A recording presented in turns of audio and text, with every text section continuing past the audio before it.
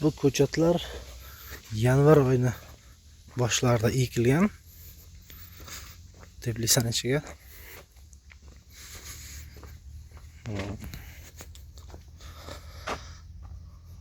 Hosilga kirgan уже.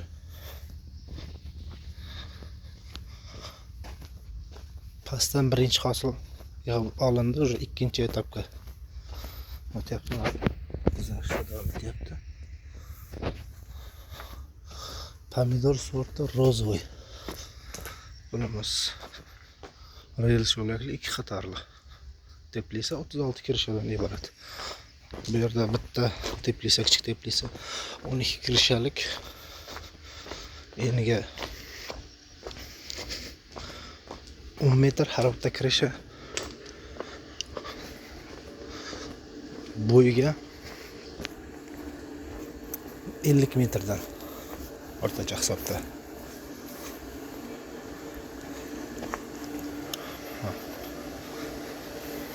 Hozirgi holati yaxshi. Bu pomidorlarimiz birinchi hosillar taxminan bu yerda bo'lgan. Mana birinchi hosillari uzib olingan. Birinchi hosil chiroyli bo'lmaydi unchalik. Ikkinchi hosillar kattarib pishib boshladi. Bundan buyog'iga quyosh ko'proq bo'ladi. Ertaroq kattarib, ertaroq qizaradi. Rozo'ylarimiz hali video davomida ko'rsataman. Keyinchalik juda katta 700-800 grammlik 1 kiloga yaqinlik bo'lib ketadi. Bu isitish tizimiz. Jamiki teplitsani har 12 taga bitta kotel to'g'ri keladi. Shunday hisoblanadi.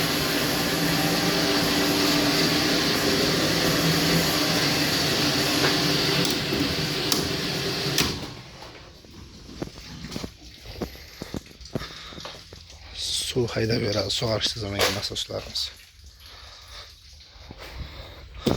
Bitta bochkamiz 10 tonna.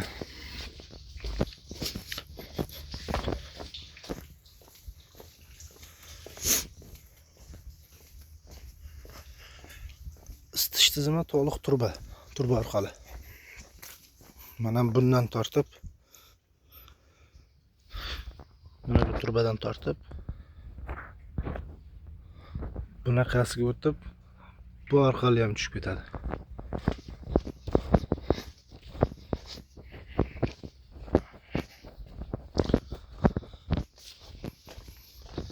Sirkulyatsiya tizimi qilingan.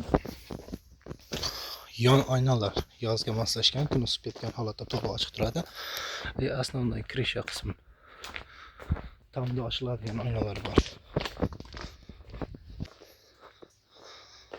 Asalari changlatish uchun.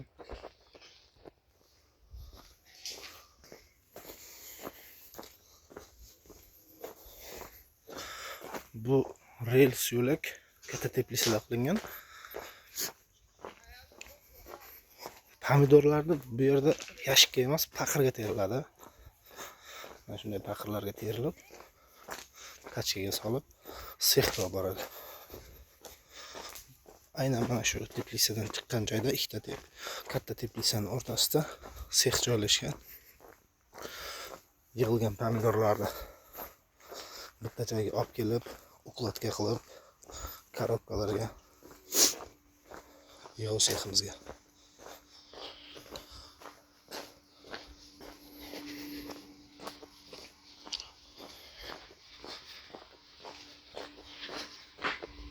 Ko'rishlaring mumkin. Bu yerda ham 22.9